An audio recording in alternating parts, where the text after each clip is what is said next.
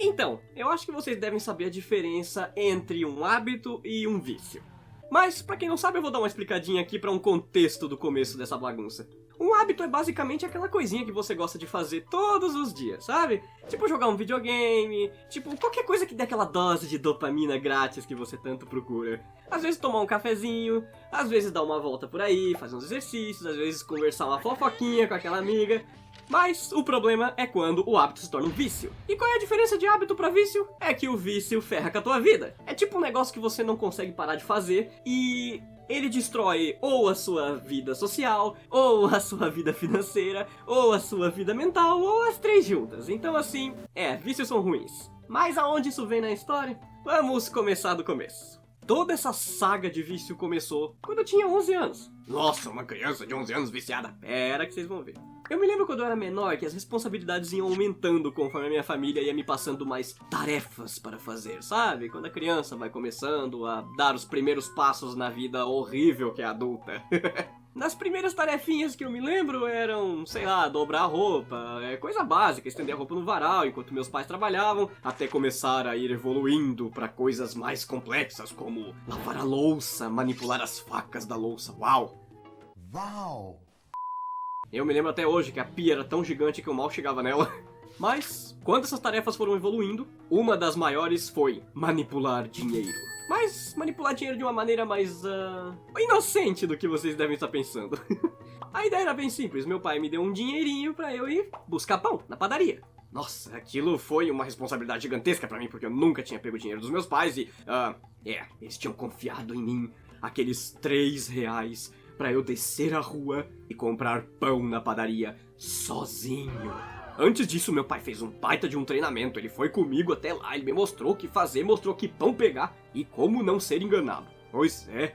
E depois do incrível treinamento, eu fui sozinho. No primeiro dia deu tudo certo, fui lá, comprei pão, R$3 de pão, voltei pra casa. Naquela época, R$3 dava pão pra caramba, tá? E era pão pra caramba. Chegava em casa, todo mundo comia, todo mundo se divertia, legal. Segundo dia, fui, comprei pão normalmente, legal. Terceiro dia, legal. Conforme o tempo foi passando, meu pai foi confiando mais e mais em mim, até que chegou uma época que todo mundo tinha que ter um colecionável. Na verdade isso é bem comum dos anos 90, só que aquele ali era um colecionável que eu poderia ter acesso. Sabe, eu era uma criança bem humilde. E eu não podia ter qualquer tipo de brinquedo ou qualquer coisa incrível que todas essas pessoas tinham na época, sabe? Tipo, aqueles peões com ponta de ferro que servia mais pra arrancar o seu couro fora do que se divertir. Eu lembro que aquele treco soltava até faísca quando batia no chão e era muito irado. Mas meus pais não tinham dinheiro pra comprar essas coisas. Até chegar as famosas cartinhas de Yu-Gi-Oh! Pois é, aqueles boosters eram vendidos por tipo R$1. Eu acho que vinham uns 5, 6, eu nem me lembro se era bootleg ou se não era, mas na época a gente nem se preocupava com isso.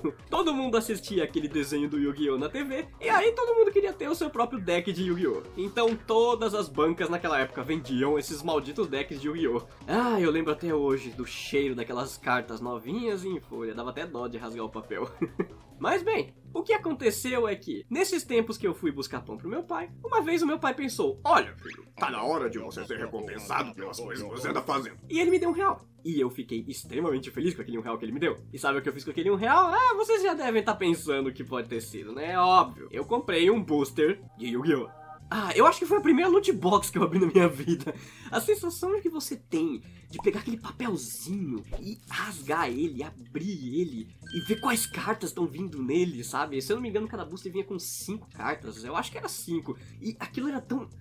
Ah, é a indução de dopamina total, o cheiro da carta nova, de você rasgando o papelzinho, encontrando aquele dragão branco de 3 cabeças numa carta só. Teve uma vez que eu encontrei um daqueles, e tinha aquelas cartas super raras também que vinham com... A gente chamava de carta brilhante, mas basicamente quando você colocava no sol ou em alguma luz ela brilhava, sabe? Era bonita, era bem bonito. E era difícil de vir carta daquele tipo, mas quando vinha a gente fazia festa. E no começo foi assim.